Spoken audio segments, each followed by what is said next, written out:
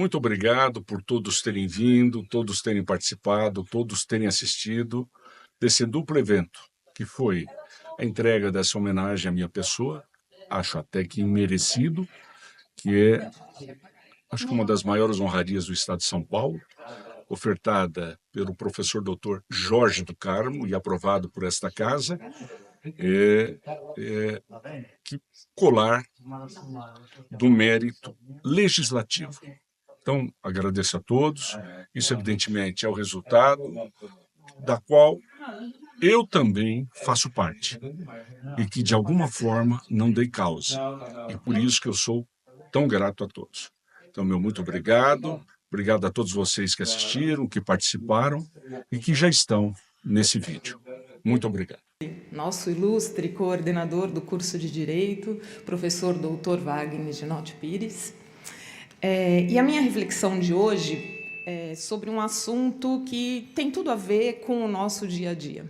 E eu vou usar essa linguagem, porque eu estou vendo muitas carinhas conhecidas aqui dos meus alunos. O assunto do nosso dia a dia, as políticas públicas e o artigo 3º da nossa Constituição Federal de 1988. A Constituição, o artigo 3º, ele basicamente responde uma pergunta muito importante. Qual é a função do Estado brasileiro? Para que serve o Estado brasileiro? Pois bem, a resposta vem dividida em 4 partes, que nos mostram essas missões principais da República. 1. Construir uma sociedade livre, justa e solidária. Garantir o desenvolvimento nacional. Erradicar a pobreza, a marginalização e reduzir desigualdades sociais, promovendo o bem de todos, sem preconceitos de qualquer natureza.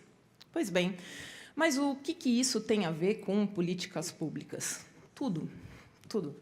Porque, através das políticas públicas, é que o governo consegue levar isso a efeito, tá? Cumprir com essas missões criadas pelo legislador constituinte. Então, pode ser por um programa social, pode ser por uma lei, uma campanha, uma obra, enfim, qualquer ação do Estado que tenha um impacto direto na vida das pessoas. Então, pensem comigo, se o governo cria um programa de moradia popular, ele está tentando garantir uma sociedade mais justa, certo? Se ele investe em educação e em ciência, ele busca o desenvolvimento nacional. Quando ele cria políticas que ajudam pequenas comunidades, ele busca reduzir as desigualdades sociais. E quando o Estado cria leis para combater racismo, proteger as minorias, garantir a acessibilidade, ele está fazendo nada mais, nada menos do que promover o bem de todos sem qualquer tipo de preconceito. Então, eu tenho para mim que o artigo 3º é um verdadeiro manual de instruções sobre como devemos fazer essas políticas públicas. Só que, na prática, nós sabemos que nem sempre esse caminho é seguido à risca. E muitas políticas públicas não alcançam quem realmente precisa. Ou elas são feitas sem um planejamento adequado, ou até são interrompidas por conta de interesses políticos.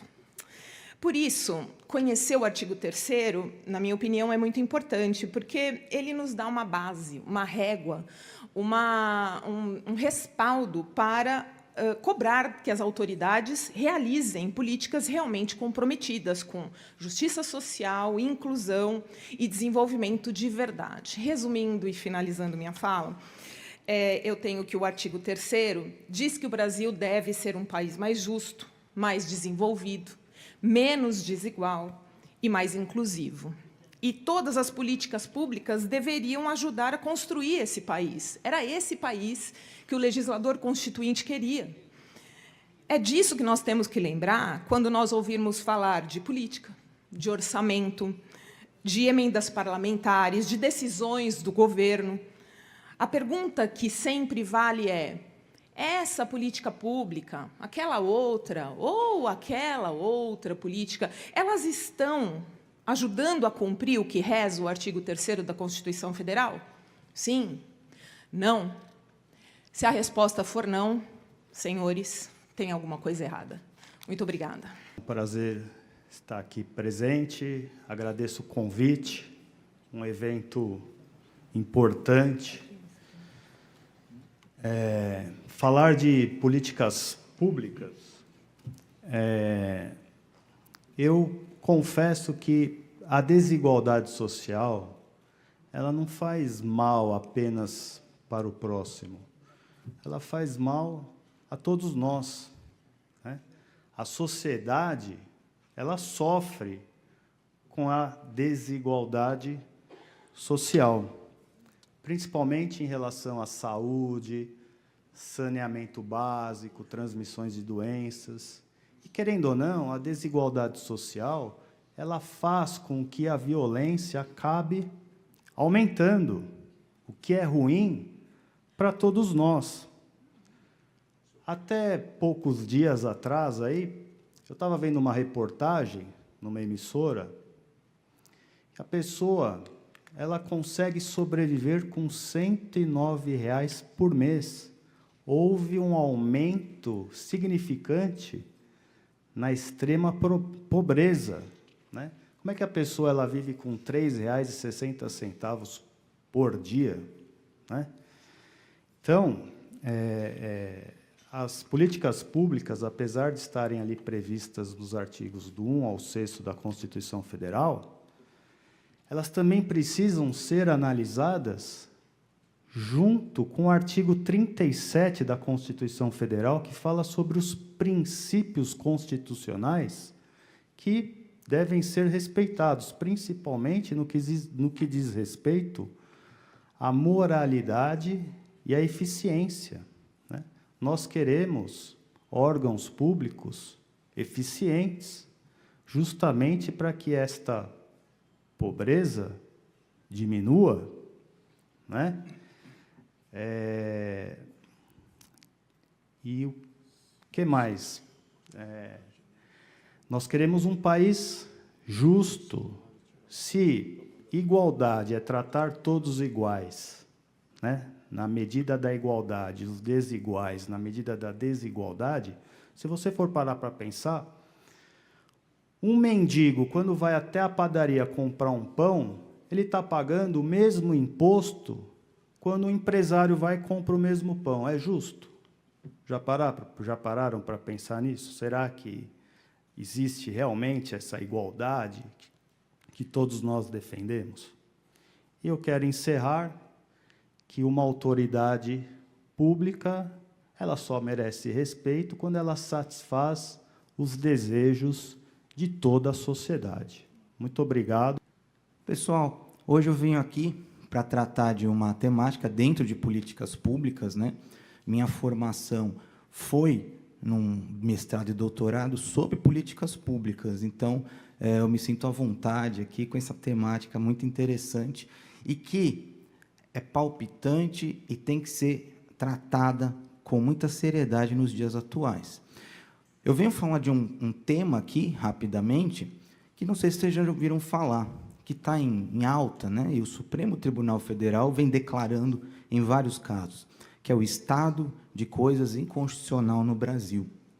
Essa temática nasceu na Colômbia e foi trazida aqui para o Brasil, incorporada no nosso vocabulário constitucional. Mas, afinal, o que é esse estado de coisas inconstitucional?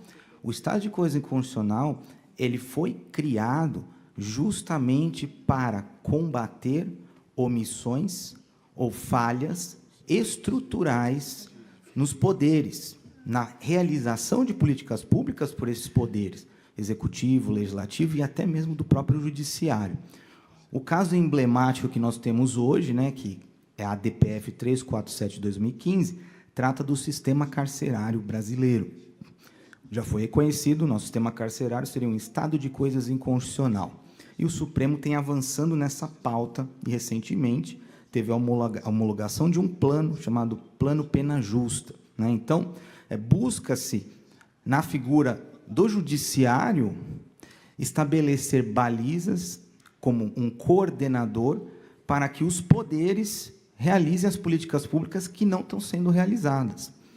Isso é perigoso, porque empodera muito o Poder Judiciário com questões que deveriam estar sendo debatidas nestas casas legislativas. Então, o deputado, né, deputado, é importante, né, o debate constante e de implementação de políticas públicas, mesmo em situações que são polêmicas. E situações, às vezes, polêmicas é complicado, porque, por exemplo, é difícil ter um debate, né, numa casa legislativa sobre direito de presos, né? Isso daí não dá um dividendo político razoável, né? Mas aí entra a figura do Supremo Tribunal Federal com uma posição contramajoritária, ou seja, para defender quem é considerado aí mais vulnerável, etc. Muitos outros casos já estão andando lá, e aí eu elenco para vocês alguns. Nós temos lá a ADPF das favelas, que é a ADPF que trata da segurança pública no Rio de Janeiro, uma questão seríssima ali, e que estabelece a exigência que os poderes executivo, legislativo, apresentem planos de ação para a diminuição da letalidade e tudo mais. Além disso, nós temos a DPF, que trata dos moradores em situação de rua, né, os moradores de rua, principalmente em épocas de inverno, né, que aí muitos acabam morrendo aí pelas ruas de hipotermia. Então, temos essa DPF andando também lá no Supremo. Olha quantas questões que estão relacionadas com políticas públicas estão sendo totalmente judicializadas.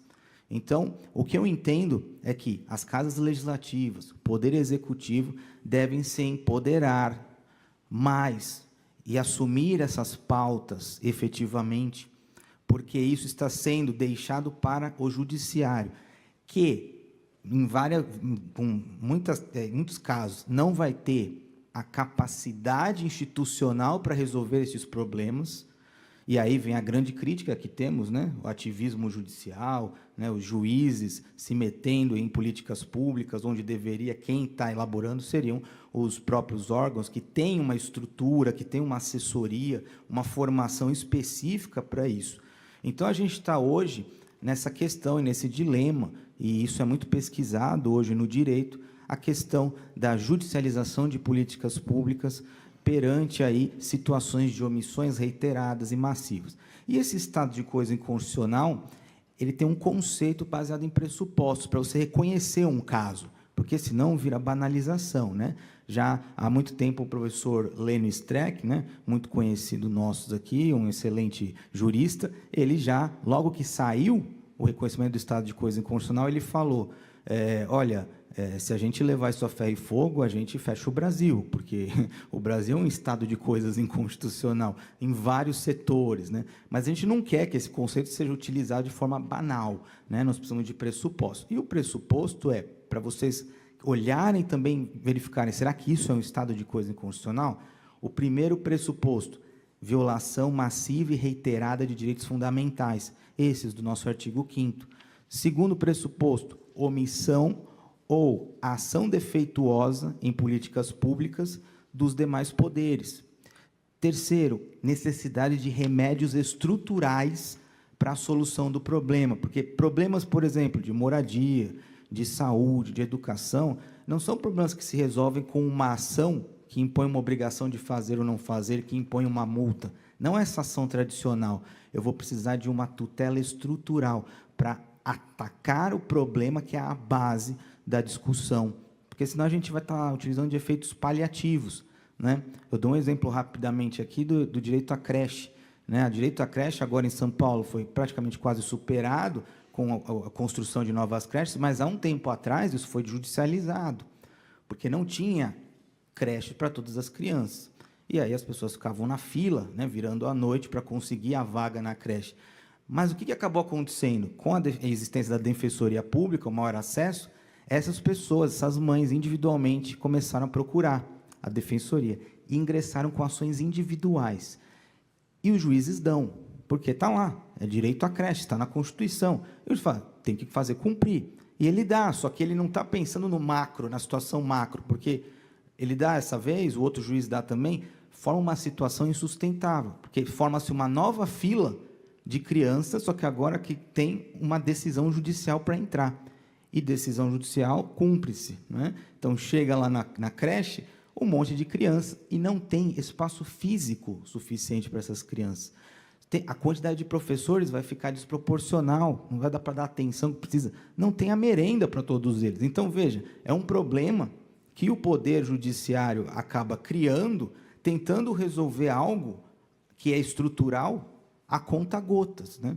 E é isso aí, pessoal, um copo, né? Você vai pingando cada uma hora, transborda esse copo.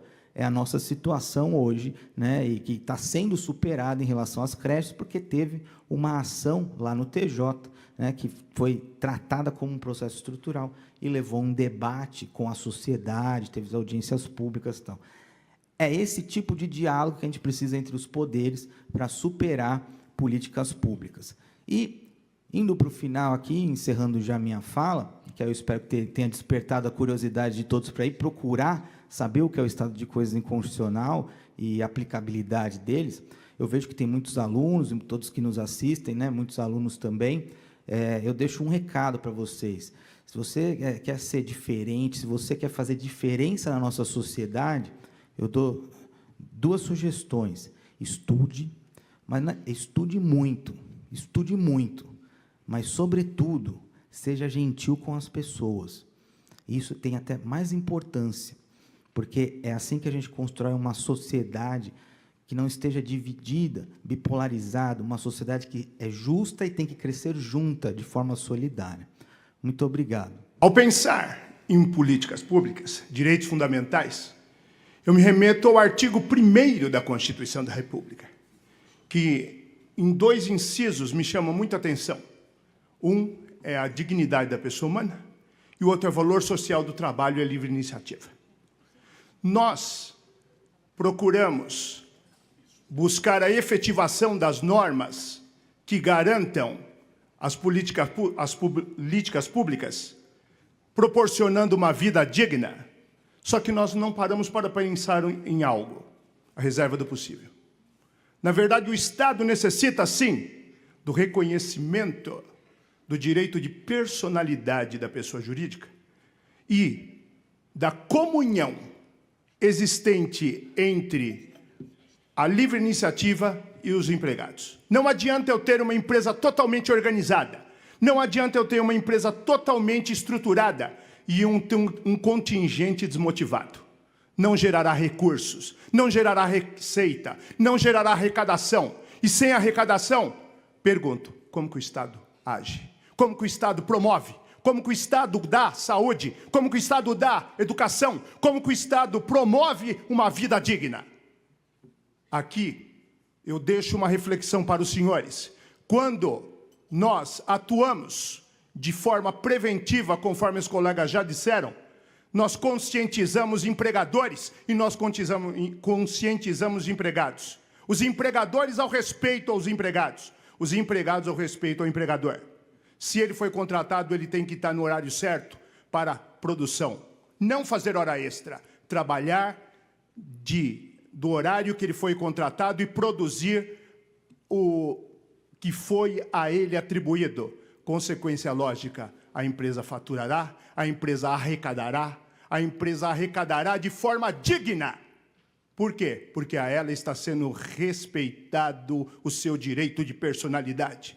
A arrecadação de tributos para o Estado, para os municípios, para a União, são fontes que nós não podemos ignorar, que possam contribuir para que o Estado possa agir para a efetivação dos direitos fundamentais em que a sociedade necessita e que muitos padecem. Aí eu deixo uma reflexão aos senhores. O que é uma vida digna? O que é ter uma vida digna? Para mim tem um conceito, para os senhores tem outro. E para aquele que mora numa periferia, que espera algo do Estado. Mas nós não podemos tão somente culpar o Estado. Nós temos que verificar, ele está sendo municiado, ele está sendo remunerado, ele está sendo fomentado de recursos para que ele cumpra seu papel? Aqui eu deixo a minha reflexão aos senhores, agradecendo mais uma vez o convite e um bom dia. eu penso que o ideal é começarmos o estudo a partir do artigo 1º de todos os diplomas jurídicos, quer seja direito penal, direito civil e, sobretudo, direito constitucional. E quando eu falo no direito constitucional, tendo em vista o artigo 1º, eu tenho mais ou menos a seguinte redação instituída no diploma legal. A República Federativa do Brasil, formada pela união indissolúvel dos estados, dos municípios e do Distrito Federal, constitui-se em Estado democrático de direito e tem como fundamentos 1. Soberania, 2. Cidadania, 3. Dignidade da pessoa humana, 4. Livre iniciativa e os valores sociais do trabalho, e 5. Pluralismo político. Se nós estamos falando de políticas públicas, me parece que o artigo 1º deve ser o ponto de partida para toda e qualquer reflexão. Por quê? Porque, na verdade, o artigo 1º diz, como numa certidão de nascimento, o nome e sobrenome do nosso Estado, a República Federativa do Brasil. E diz respeito da divisão dos poderes, formada pela união indissolúvel dos poderes, né? Federal, estadual e municipal. E tem como fundamentos, ou seja, como colunas mestras, soberania, cidadania, dignidade da pessoa humana, livre iniciativa e os valores sociais do trabalho e o pluralismo político. Como pensar em políticas públicas sem ter em mente o que é preconizado pelo artigo 1º da Constituição? Então, se eu penso hoje, mais modernamente, em direito ambiental, que vem esculpido no artigo 225 da Constituição, eu tenho que ter o quê? Todos os fundamentos previamente pensados e estruturados para depois pensar em políticas públicas voltadas ao meio ambiente. E meio ambiente, hoje, é um tema que, efetivamente, ganha um grande destaque, porque, na verdade, não diz respeito apenas à flora e à fauna, mas, sobretudo, aos ambientes urbanos, aos ambientes laborais, ou seja, das empresas, das indústrias. Então, vejam, meus amigos, se nós pensarmos no artigo 1º como estruturante, tudo que vem em termos de políticas públicas deve estar intimamente ligado ao que é preconizado no artigo 1º. Eu vou falar um pouquinho sobre dois conceitos muito importantes quando a gente trata de política pública, que é o conceito de reserva do possível e de mínimo existencial.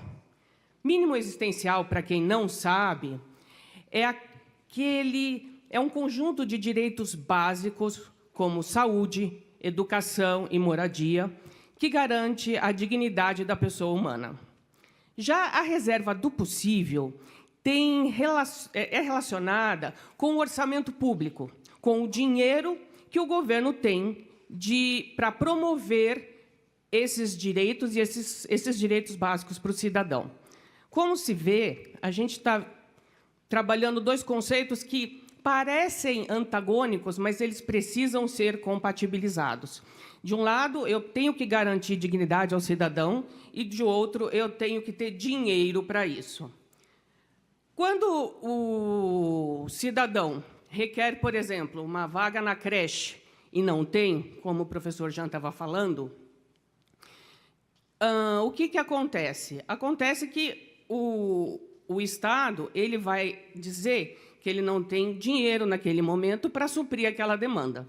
E assim acontece a judicialização do tema.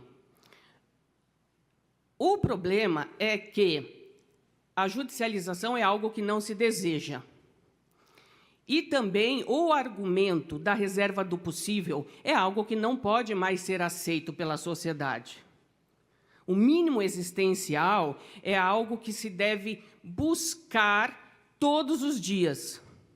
E esse argumento da reserva do possível está caindo, inclusive, quando esses processos chegam na justiça e o juiz manda que se prove que não há dinheiro para aquela medida. Existem inúmeros processos no Tribunal de Justiça que mandam, então, que o governo prove que não há dinheiro disponível para suprir aquela demanda. É uma prova diabólica, é uma prova difícil de fazer. A gente sabe que a gente não prova o não, a gente prova o sim. Mas isso mostra muito mais do que a falta de dinheiro ou baixo orçamento. Isso prova que o mínimo existencial é o conceito da vez e que a reserva do possível está sendo deixada cada vez mais para trás quando a gente trata de políticas públicas. E quando a gente fala em políticas públicas, né, isso aqui é a Assembleia Legislativa do Estado de São Paulo, a gente nunca pode esquecer, que é o poder legislativo do Estado de São Paulo. As pessoas que aqui trabalham, os legisladores, são os nossos representantes, os representantes do povo, né? E eles que implementam, ajudam o Poder Executivo a implementar as políticas públicas. Como? Legislando, né? Se vocês já tiveram direito administrativo, ou se vocês ainda vão ter, já aprenderam ou vão aprender, que o Estado, né, o poder público, ele atua o quê? Mediante comandos legais. E as leis são produzidas nesta casa.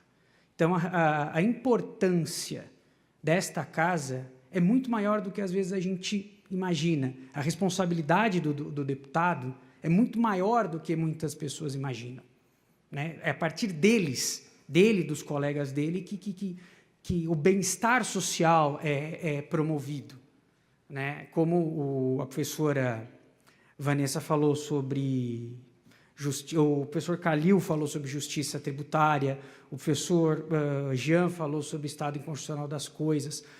As deficiências da sociedade são como? Através de remanejamento de orçamento.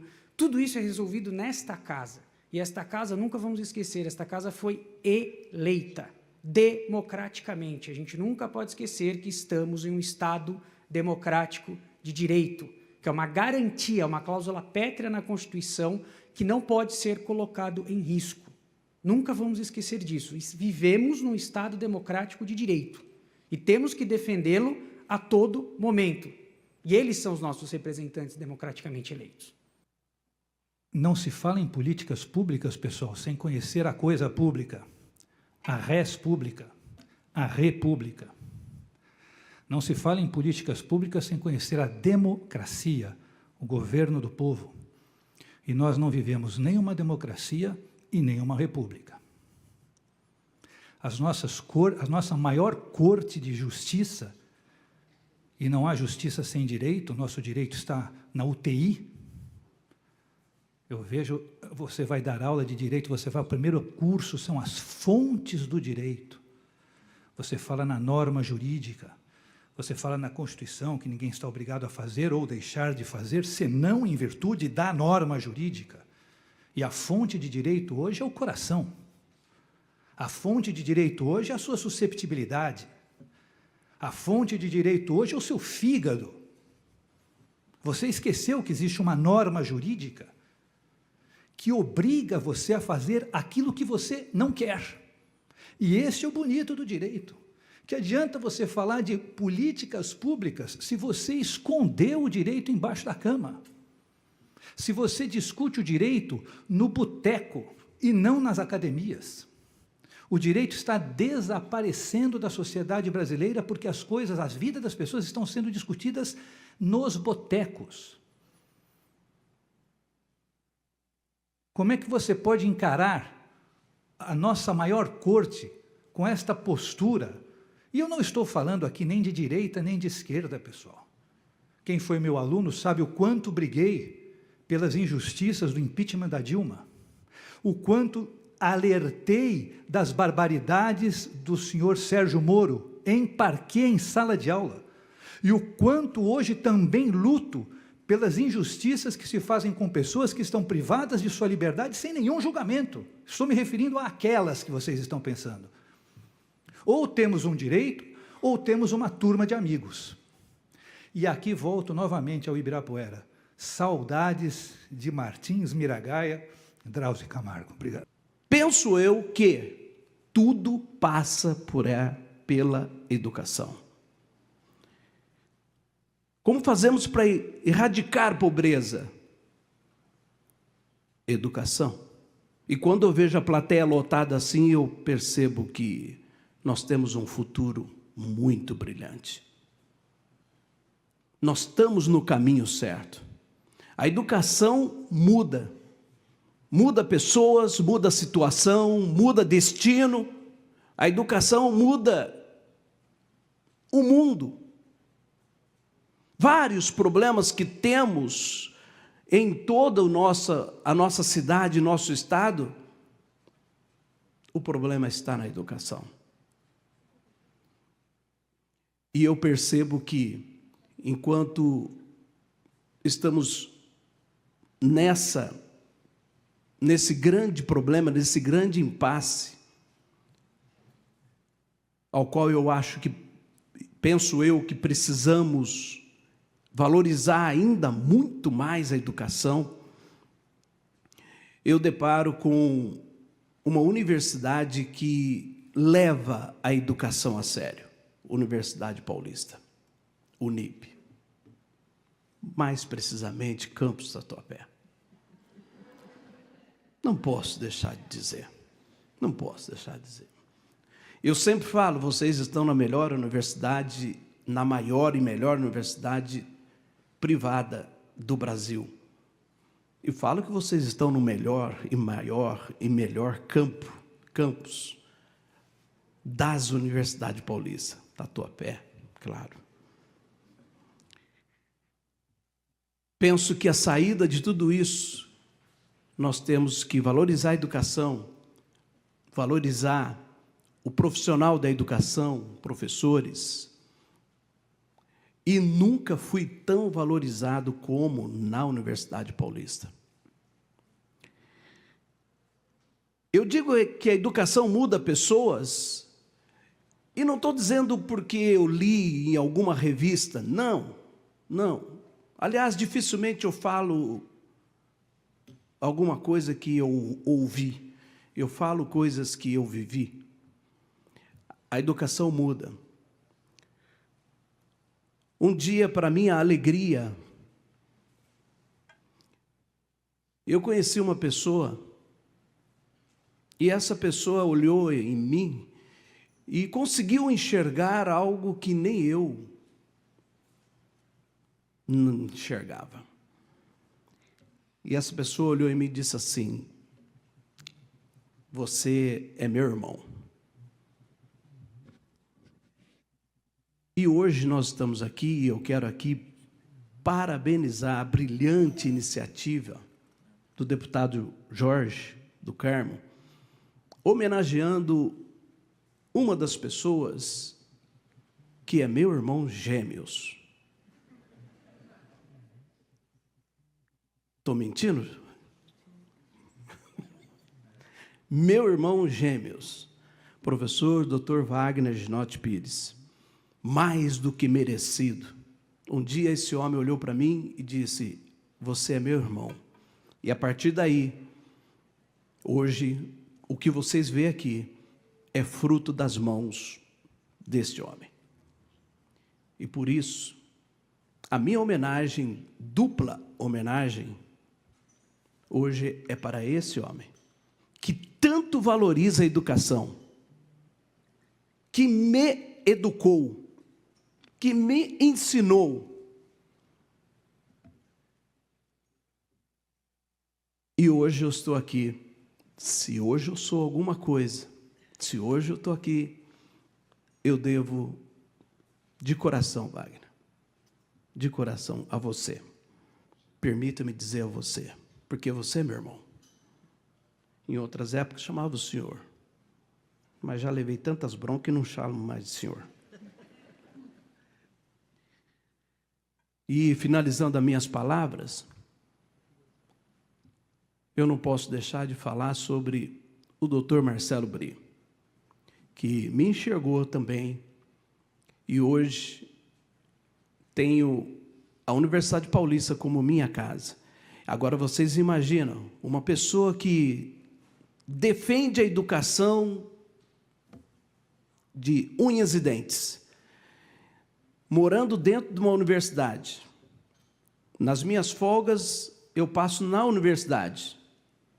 Aí veio um dia um colega e disse que soldado de folga em quartel, ou quer ser preso, ou alguma coisa. Não é mesmo? Quer ser preso ou faxina. Está aí. Mas não tem problema. Eu posso ser preso dentro da universidade. não tem problema. Eu amo o direito, eu amo a educação. E vocês, gente, pessoal, estão no caminho exato. Vocês estão vivendo um dos momentos ímpares na vida de vocês. Valorize esse momento. Valorize a sua universidade. Valorize isso. Porque não é em todos os lugares que existe isso. Certa vez o professor Dr. Marcelo Bri, eu postei uma foto do júri simulado em minhas redes sociais. Um aluno lá de Campinas, de uma outra universidade, claro que não é a Unip, de uma outra universidade, perguntou: o que é isso? Eu falei: é um júri simulado. Ele falou: mas eu estou no 8º semestre de Direito, eu nunca vi isso. Eu disse para ele com muita alegria, claro, enchi o peito. Na minha universidade, desde o 1º semestre, a gente faz isso. Sabe, esses alunos todos que estão aí na foto, são do 1º semestre. E no 1º semestre eu boto todos os alunos na frente para falar, para discutir, para discursar. Uns tremem, outros ficam vermelhos, outros... Mas não tem problema, eles me amam assim mesmo. E assim eu amo vocês. Deus abençoe todos vocês. Eu amo vocês. Obrigado pela palavra, obrigado, professor Wagner. Eu também te amo, obrigado. Mesa, obrigado. Alesp, muito obrigado. Desta mais que merecida ortoga do colar de honra ao mérito ao professor Dr. Wagner Ginotti Pires, aqui conosco. Além da realização do nosso 11º seminário com o tema Constituição Federal, Direitos e Garantias Fundamentais, do artigo 1º ao artigo 5º, como foi brilhantemente aqui exposto as exposições de cada professor e cada professora. Nesta oportunidade, quero ressaltar aqui a importância da democracia como valor fundamental para o funcionamento da nossa sociedade. A pluralidade e a diversidade de opiniões, como foi visto aqui, constituem pilares essenciais para a nossa consciência em ambiente saudável, em que as divergências, também como foi visto aqui, devem existir. Mas o bom entendimento, o restrito dever, o respeito deve sempre prevalecer. Tivemos, é verdade, um período de turbulência no nosso país. Na política, as instituições democráticas foram colocadas à prova e responderam e reagiram com altivez, que o momento exigiu, ganharam com isso a civilidade e o Estado democrático de direito. O Legislativo paulista, bem sabemos, é a mais importante e maior casa legislativa estadual da América Latina. Onde vocês estão é o maior parlamento estadual da América Latina. Onde nós estamos. Seu papel e sua responsabilidade com a democracia, portanto, não pode ser menosprezado. Somos aqui, professores, alunos, alunas, 94 parlamentares, das mais diversas correntes de pensamento político e ideológico.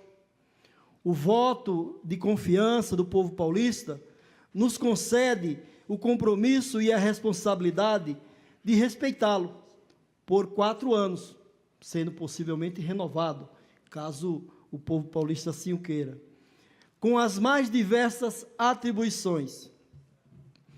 Destaco, por exemplo, o nosso dever de propor e elaborar projetos de lei, como foi aqui também muito bem exposto e mencionado. Aqui é a Casa de Leis.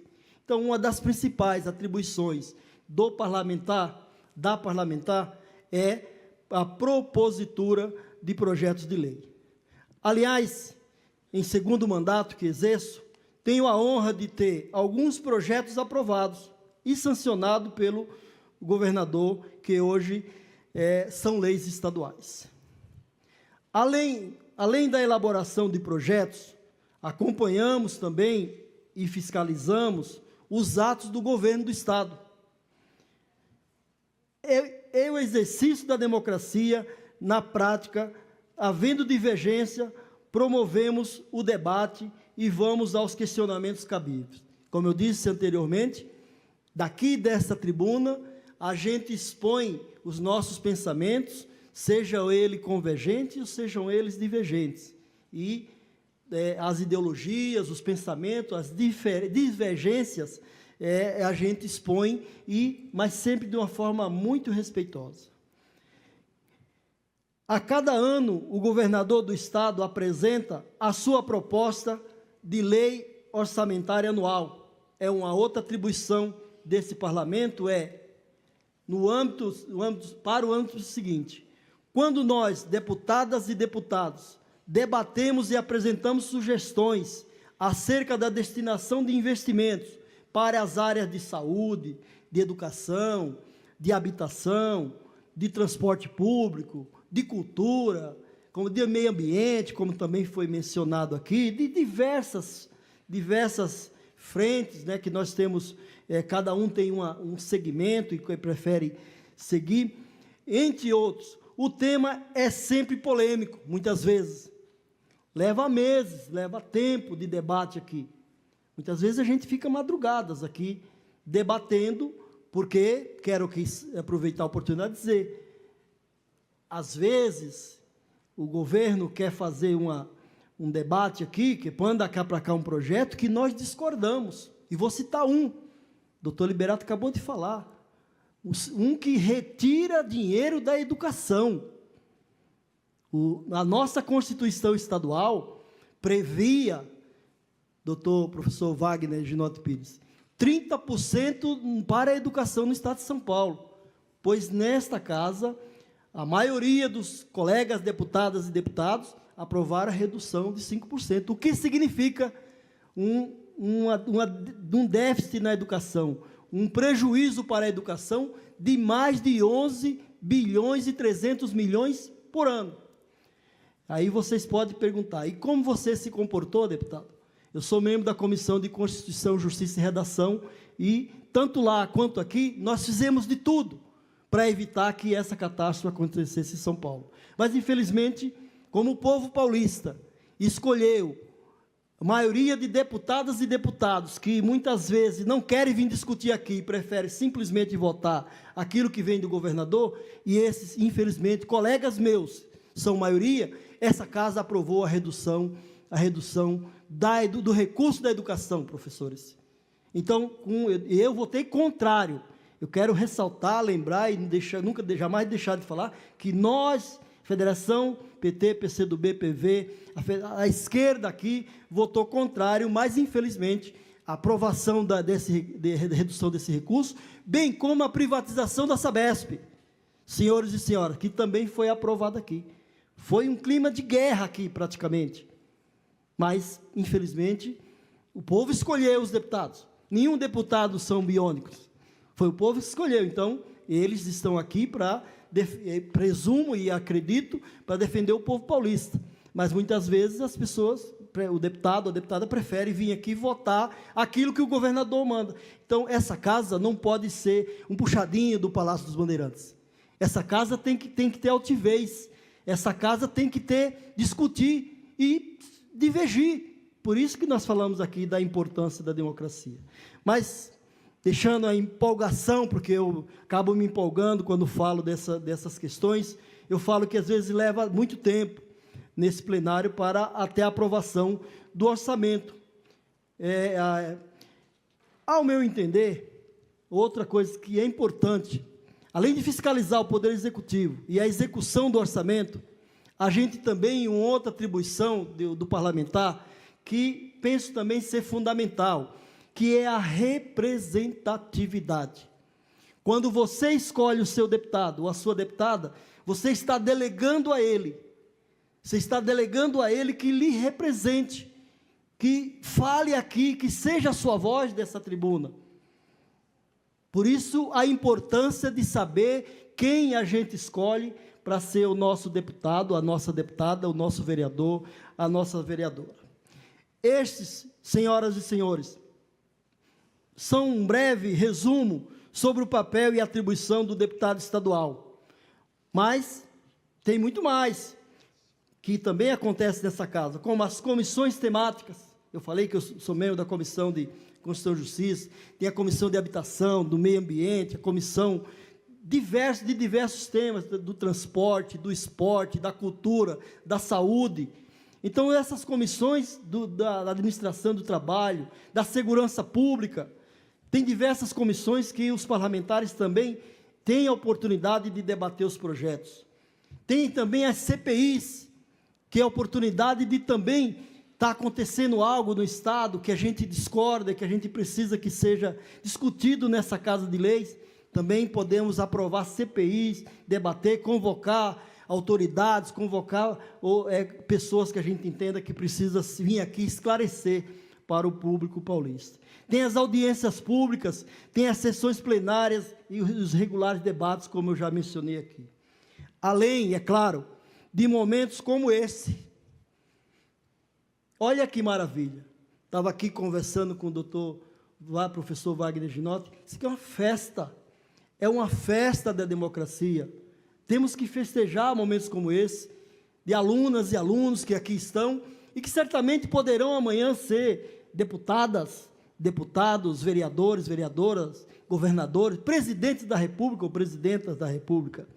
Então, momentos como esse, para mim, são especiais. Da realização de eventos dessa natureza, para merecidamente também homenagear essa figura ilustre, o professor Dr.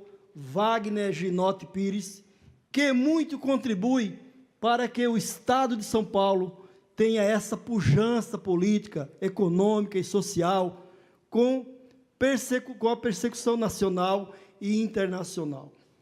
E agora, professor Dr. Wagner, tomo a liberdade de falar de algo que eu pesquisei e espero que eu seja fiel, que eu não, se alguma coisa não for verdadeiro, depois o senhor vai ter oportunidade para falar. Professor Dr. Wagner Ginotti Pires, advogado, formado pela Universidade Estadual de Maringá, chegou em São Paulo em 1987, onde atuou por 4 anos no direito de família. Isso é verdade, porque o senhor falou agora exatamente ali para a TV Alesp, né? Frustrado, sobretudo, devido às ameaças que sofria por parte dos cônjuges, em casos de divórcio litigioso. Às vezes as pessoas, eu acho que o advogado que é o culpado, né? Ela briga com o marido briga com ela, e vão divorciar, e o advogado é que é culpado. O advogado não faz divórcio, a gente representa, então, frustrado, olha só, frustrados com os cônjuges, talvez até ameaçado, né? Em caso de divórcio litigioso, deixou de lado esta atividade profissional. Surge, então, a sugestão do tio para ingressar na carreira pública, por meio de concurso para delegado de polícia, como todas e todos sabem. Aprovado na segunda tentativa, abraçou e se apaixonou pela profissão que exerceu por 3 décadas. Estudioso, após o mestrado, iniciou e concluiu seu doutorado em Direito. Em seus 30 anos como delegado, buscou especialização na área, o que o levou a conquistar novos e mais elevados cargos na segurança pública. O professor Dr. Wagner Ginotti Pires aprofundou estudos no meio acadêmico, tornou-se professor e, em seguida, coordenador do curso de Direito da Unip Tatuapé. Consolidou sua notável contribuição à sociedade paulista ao longo de tantos anos, com a entrega do saber no desenvolvimento intelectual e profissional dos formandos do direito pela Unip Tatuapé. Seja como coordenador do curso ou como professor, sua valorosa contribuição acadêmica é vista a cada 5 anos, quando novos cidadãos e cidadãs são formados em direito. A partir de um conjunto de normas éticas e morais ensinadas no decorrer do curso. Sob a sua batuta, do professor Dr. Wagner Ginotti Pires, o fato é que, na Unip, são formados alunos prontos para transformar vidas através da educação, como disse o professor Liberato. A educação, ela não muda o mundo, ela transforma pessoas, e pessoas mudam o mundo. Você sabe as palavras do nosso queridíssimo professor, né, nosso professor da educação, Paulo Freire. Fato é que a Unip, exatamente como eu já falei, ia estabelecer questionamentos acerca de políticas públicas necessárias para a evolução da sociedade. O professor Dr. Wagner Ginotti Pires é também autor de importantes obras acadêmicas, que vocês possivelmente já as conheçam. Vou elencar aqui algumas delas. Culpa, Direito e Sociedade. Indignidade Penal. Protágoras e Direito Penal do Inimigo da Natureza. Estudos sobre o direito brasileiro contemporâneo. Razão e retórica do crime culpai. Por isso, senhoras e senhores, é que eu tenho orgulho, honra, alegria de estar hoje aqui, proporcionando, junto com a minha equipe, junto com os colegas que me ajudaram a aprovar essa honraria, essa justíssima homenagem ao professor Dr. Wagner Ginotti Pires. E mais que isso, professor, eu tenho a alegria de ser seu amigo, eu tenho a honra de você ter me adotado como seu amigo, de você ter me conquistado, e eu penso que a recíproca é verdadeira. Então, que Deus te abençoe, essa última homenagem, essa justa homenagem, e que nós vamos prestar-lhe agora aqui, e com esse plenário, a galeria cheia, que maravilha! Só Vossa Excelência, Vossa Senhoria consegue trazer tantas pessoas que gostam e amam você. Eu também te amo. Beijo no seu coração. Eu havia preparado um escrito, mas, diante das emoções, é bom ter emoções. Como diz o Tuxo, não todas, mas é bom ter. Eu saúdo, antes de mais nada, o nosso paraninfo, nosso patrocinador, o nosso amigo, o nosso irmão, professor doutor Jorge do Carmo, a quem eu saúdo a Casa Política. E saúdo meu querido amigo, meu querido irmão, na figura do professor doutor Marcelo Bri, que está aqui conosco e muito nos honra. E se parte, se não o todo, do que nós fizemos e temos feito de diferente no nosso campus Tatuapé e, de alguma forma, também é feito na Marquês de São Vicente, diga-se de passagem, e aqui eu faço uma ressalva que a professora doutora Mônica Bortolazzi não está presente por fatores muito pessoais e absolutamente compreensíveis. E aqui já retransmito o pedido de desculpa dela para os alunos que são desta casa também tão maravilhosa como todas são da Unip. A Unip é multicamp, é multi-institucional e tem muito valor agregado. Também saúdo aqui, na figura do meu irmãozinho gêmeo, professor doutor Liberato Félix, o corpo docente da nossa instituição. Nas figuras femininas, eu teria que nominar a todos, desde a Vanessa até as Renatas, que, na realidade, tem um apreço todo especial, seja pela Cunha, seja pela Miller, seja pela Solange Tomiyama, essa mulher genial. Também não poderia deixar de saudar aqui os meus amigos, o Johnny, o Marcelinho, que estão ajudando aqui, trabalhando, participando desse processo. Não poderia deixar de citar as Danis, né? Essa Dani, essa é Adão, e a Snequiloto.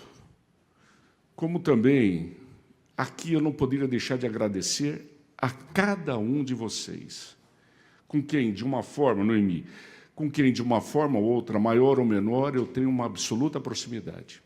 E tento ser o mais eu mesmo dentro daquilo que é possível, dentro da civilidade, dentro do respeito, dentro daquilo que se fala, amor ao próximo. Porque se não houver isso, não há nada. E a partir dele, aquilo que eu peço a vocês, às vezes até de uma forma um pouco, eu diria, estranha, muito estranha. Larguem disso, façam aquilo, abandonem, destruam relacionamentos. Alguma coisa nessa linha, se dediquem ao estudo. Estudar, estudar, estudar, estudar. Antes era matar, matar, matar, lembram? Mas para isso nós já temos o cinema. Já tem o cinema que cuida disso. Então é estudar, estudar, estudar, estudar e acreditar em vocês. E acreditar nessa força transformadora que é o estudo. Estudar, estudar, estudar. Vou assistir jogo. Não, você vai estudar, estudar, estudar. Não, porque eu vou no cinema. Não, você vai estudar, estudar. Vai virar um mantra. Estudar, estudar, estudar. Aí você olha para o espelho, estudar. Você tem que estudar, estudar. Vão falando comigo, estudar, estudar. Olha, é um mantra, vai entrando, estudar. Não, hoje eu vou fazer estudar, estudar, estudar. E aí aquilo vai ressoando na mente, vai inculcando, vai penetrando. Então, quando você olha para o espelho, o que você vai ver? Alguém que vai estudar, estudar, obsessivamente, loucamente. Porque é aquela pessoa que eu vejo, que eu amo profundamente e quero o melhor para ela. Então, aquela pessoa que eu vejo e que eu amo, e por ela eu vou, em princípio, estudar, estudar, estudar. Porque se eu não amar aquela pessoa e não me dedicar àquela pessoa que eu vejo todos os dias quando eu acordo, o que sobra? Se você não consegue amar aquela pessoa que você vê, o que será do mundo? Você fala de uma construção de empatia. Ora, se você se detesta, se você se odeia, se você se desama, se você quer se morder, o que vai sobrar para os outros? No mínimo, canibalismo. No mínimo, morder, morder, morder. Não é murder, né? Murder. Lembra? É morder, morder, murder, murder. Tudo bem. Então, eu acho que a grande forma de vocês se valorizarem, de vocês se respeitarem, de vocês se construírem enquanto seres autônomos e independentes, é estudar, estudar e estudar. Aristóteles, esse grande estagerita, esse grande pensador, e que depois, de alguma forma, os outros, em maior ou menor grau, só irão repeti-lo, ele dividiu o mundo em dois tipos, homem no sentido histórico, em dois tipos de homens, os que estudam e o resto. Literalmente o resto. Que talvez ele quisesse dizer algo que para nós hoje soa incompreensível por conta das mudanças do tempo. E, em nome da educação, como um grande projeto, a partir do momento que eu adquiri a minha liberdade parcial do serviço público, a aposentadoria nada mais é do que isso, um decreto de alforria. Ali eu recebo a minha carta de alforria e eu sou livre. Antes disso, Tuxo, não existe liberdade enquanto ser social. Porque o ser social ele se constrói e constrói a sua dignidade sob duas colunas. Uma coluna é o trabalho. Sem ela, você não tem nada.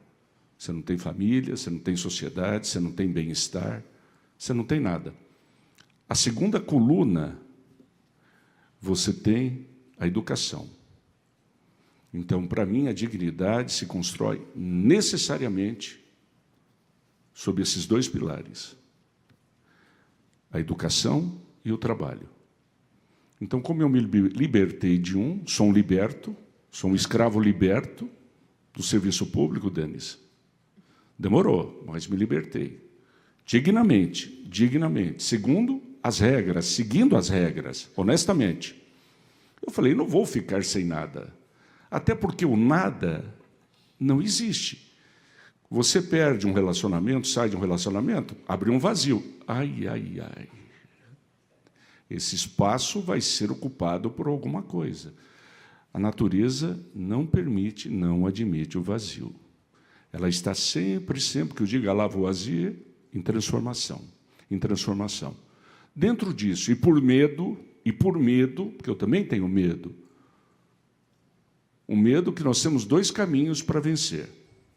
Pela sabedoria, no fundo, toda a filosofia fala isso, que o conhecimento é uma forma de libertação, é um conhecimento profano, herético.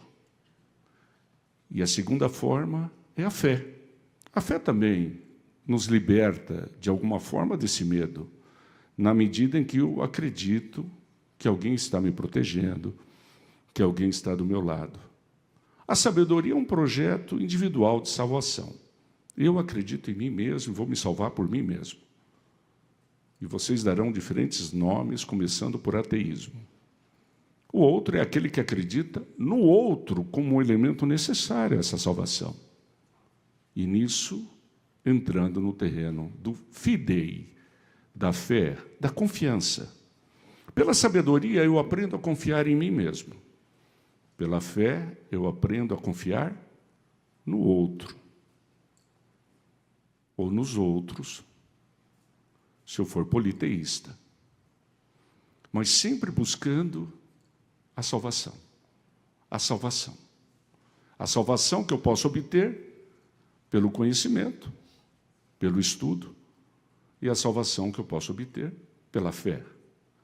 Ou eu me salvo pelo meu trabalho, por aquilo que eu acredito e como eu faço, ou me salvo esperando por Deus, por um milagre, por uma caridade divina, pela graça. São os dois caminhos. Mas, ao meu ver, nesse momento, para que jogar tudo para o outro? Para que jogar tudo nas costas do outro? E minha parte nesse latifúndio? É improdutivo? Eu não faço nada? E por aí eu falo, é o trabalho e o estudo. E ainda mais quando esse estudo se transformar em puro trabalho. Aqueles que estudam e estudam como vocês fazem. Vocês no mundo, vocês são vistos, principalmente os que estudam à noite, vocês são vistos, no mínimo, como heróis da resistência. Isso é uma exceção. O mundo dito civilizado e superior, eurocentrista principalmente, ele parte do pressuposto que ou se trabalha ou se estuda. Não os dois. Porque o trabalho que o estudo representa é absurdo. E eu vejo vocês, muitas vezes, no final do dia, no final das forças, com a pilha lá embaixo, e o esforço que vocês fazem. Aí vem um professor mal amado, mal cozido, mal digerido, e quer impor as regras do jogo matar ou morrer. O que é isso? Dando uma avaliação elaborada, sabe Deus por qual fundamento? Com a filosofia, matar, matar, matar, matar. Ce n'est pas possível, isso não existe, nem no mundo da Disneylândia, pelo menos não na minha gestão. Ficou claro? Noemi, ficou claro? Tudo bem, crianças? Vocês estão seguindo a filosofia do meu diretor, do meu irmão, Marcelo Bri. Nós estamos para recebê-los, para abraçá-los, para ajudá-los, para que vocês se tornem, a cada dia, a cada dia, a cada dia, melhor, melhor, melhor, melhor, melhor. E vocês começam um dia como resistentes a tudo que o dia irá sujeitá-los. Então, não serei eu, na minha docência, no meu trabalho, que irei sabotá-los, que irei desmotivá-los, que irei puxar o tapete de vocês. Não serei eu. Até porque penso que Deus, na sua infinita bondade e sabedoria, não me atribuiu o papel. Então, eu estou literalmente lá para ajudá-los, para inseri-los, para orientá-los e transmitir tudo aquilo que a vida me deu, do bom e do ruim. Lembrando o que a polícia nos deu, né, Flavinho? Né, Denis?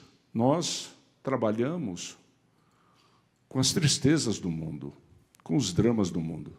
Você não começa o dia vendo coisas boas. Não entram pessoas numa delegacia de polícia para dizer que acabaram de ganhar na Mega Sena, que estão felizes com a primeira maternidade, que acabaram de ser promovidos. Não, não é isso que você recebe. E esses canais populares, muitas vezes, mostram a vocês o lado selvagem da vida, o lado mau do homem e do mundo, seja por qual razão for. Então, eu vi tudo isso na minha vida. Então, eu posso dizer, como vocês, aqueles que são integrantes das forças policiais, que têm essa grande responsabilidade da segurança pública, e como é difícil isso, como é difícil. É um trabalho insano, porque a maldade está no mundo, ela está no mundo. Ela é um coeficiente que tem que ser avaliado em cada operação. Ela faz parte do jogo, ela faz parte. Ela é íncita à nossa condição. E não vai desaparecer nunca. Nunca. É uma condição que veio e veio para ficar. Mas, ao mesmo tempo, é como um incêndio, que não é porque é um incêndio, ele vai poder lastrar à vontade. Não, ele deve ser combatido diuturnamente. Então, esse lado ruim, nós conhecemos, em particular. E quando eu vi esse lado, eu falei, não, se eu puder evitar a formação desse lado, eu vou evitar. E por isso que eu sempre digo a vocês, estudar, estudar, estudar. Estudar para quê? Para serem mais, para trabalharem mais e melhor, e ganharem mais. Porque dinheiro é bom. Quem falou que dinheiro é ruim? Dinheiro é bom. Dinheiro compra a boa vida. Dinheiro compra um nível de satisfação razoável. Dinheiro nos permite pequenos prazeres. Ir no restaurante, comer uma pizza, nada absurdo. Comer uma feijoada no restaurante, tomar uma cerveja com amigos, né, Flavinho? Comer uma comida árabe, né, Calilzinho? Maravilhosas, aliás. E aí vai. Que é sempre com o outro. Sempre com o outro. Sem o outro, a nossa vida não tem sentido. Alguém gosta de comer sozinho? Imagine, pega um sanduíche e vai comer dentro do banheiro, fechada a porta. O que é isso? Isso, para mim, é uma forma de suicídio. Isso não é nada. Não é nada. Então, muito obrigado a todos vocês. Desculpem a minha longa e sincera fala. Muito obrigado, professor Dr. Jorge do Carmo, um irmão, por essa homenagem, que, se eu estou aqui, é por causa de vocês. Eu estou recebendo, isso aqui é um resultado, sabe o que é interessante? Do trabalho de vocês. Olha que bacana, vocês que fizeram tudo, os professores que fizeram tudo, os amigos que fizeram tudo, os irmãos, e eu estou aqui recebendo uma homenagem. Então, no fundo, é sempre injusto, vocês que fizeram tudo, vocês que me trouxeram aqui, não fui eu que cheguei aqui, vocês. Eu penso que, para ser verdadeiro, cada um de vocês deveriam ter 2 dessa no peito. 2 dessa. Olha essa Dani Sniquilotto, a chefa. O quanto eu devo a essa moça. Marcelinho, então, né, Marcelo? O que você sempre nos apoiou nos eventos. Marcelinho Bri é um brother. Vamos fazer isso, Marcelinho? Vamos. Olha o que é a nossa feira das profissões. É referência, né, Marcelo? Hoje é referência, doutor Jorge. Vossa Excelência foi homenageado, recebeu e vai ser mais ainda. Já foi no semestre passado, pelo tanto que nos prestigiou, que nos prestigia. Esses meninos aqui, o Johnny é o meu produtor. E, além de tudo isso, então, como eu disse, eu tinha que ocupar aquele vazio, só para encerrar. E aí eu comecei um podcast, falando de ciência, da qual vários de vocês já participaram e irão participar. Produzindo ciência, pegando, seu Marinha, aquilo que tem de melhor, que já foi avaliado, né, Dani? Então, eu não corro riscos quanto alguém falar da qualidade daquilo que eu estou apresentando. Olha como eu sou malandro. Olha como eu sou ligeiro. Olha que malandragem. Eu pego como, por exemplo, o professor Jean, essa sumidade, como todos estes o são, faço um programinha, pegando o que ele produziu de melhor naquele instante da vida intelectual dele e jogo para vocês, tornando o que é privado, o que é recluso à academia, aos seus escaninhos, às suas estantes, e tornando acessível a todos que querem conhecer um pouco mais de ciência sob uma perspectiva mais pura, mais técnica, mais profunda. Então, estou fazendo a minha parte. Estou fazendo a minha parte. É uma forma que eu valorizo esse intelectual que estaria, talvez, sob outra condição, restrito a um mundo fechado, a um mundo pequeno, que é o mundo acadêmico, que é um mundo que eu diria que exclui, que afasta, porque é um mundo fechado, é um mundo de privilegiados. E eu digo, eu sempre chamo e sempre falo que vocês são a elite. Não é porque eu julgo vocês a elite, porque para dois intelectuais italianos do século XIX, Gaetano Mosca e Vilfredo Pareto, o que são as elites? As elites são o melhor de um grupo social. Se você, na sua família, é a primeira a estar na universidade e concluindo a universidade, você é a elite da sua família. Como você será do seu grupo social, como você será da sua comunidade. Você é o que, naquele momento histórico-social, se produziu de melhor, de mais avançado, de mais técnico, de mais científico. E não só pelo fator econômico, que é, muitas vezes, o reflexo de tudo isso, e não a causa. Então, meu muito obrigado a vocês, eu devo isso a vocês. E se falar assim, qual é o mérito que eu tenho, eu falo, nenhum. Nenhum e não. E, realmente, se eu tivesse que usar aqui uma honestidade intelectual, eu diria que eu sou tímido, eu fico até emocionado. Tanto é que não trouxe todo um texto que eu preparei, né, Johnny? Como eu estou preocupado, né, Marcelinho? Sempre faço lá os meus apontamentos. Professora Edna, você que, apesar de não ser do direito, é mais do direito que muitos o são. Essa mulher que tem sido sistematicamente... Cadê o Mário? Mário veio hoje? Olha lá o Mário. Marião, sempre o meu agradecimento a você. Olha lá o nosso co-organizador do júri. Nossa, eu teria que agradecer ao Felipe ali, Filipinho, essa pessoa maravilhosa, esses meninos. Vocês são meus filhos, há um outro filhote lá. Ingrid, sempre uma alegria, e trato vocês como filhos. Não penso, até porque a idade já me permite isso. A idade me dá essa condição. Então, muito obrigado a todos, mais uma vez. Acho que não esqueci nada, esqueci? Alessandra, muito obrigado. Vocês, olha, você, o Bonfa é o Bonfa, né? Bom, enfim, você é a nossa medalha de platina da casa. Tuxão, sempre o Tuxão. Adoro você, Tuxão. Nem Deus sabe por quê, mas adoro o Tuxo. É aquela coisa, sabe? Mas, enfim, ame ou deixe-o. O Tuxo, eu até falo, eu até brinco. Na minha concepção, ele é como aquele fruto que você ou ama ou odeia.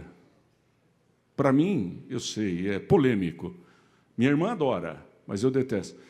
O Tuxo, para mim, é como jaca. Ou você gosta dele, ou você não gosta. Mas o que ninguém pode negar é que o Tuxo é sempre o Tuxo. Sempre. E o Denis vai nessa pegada também, mas, enfim. Muito obrigado a todos, um beijo no coração e desculpa por tudo. Agradeço sempre. Obrigado.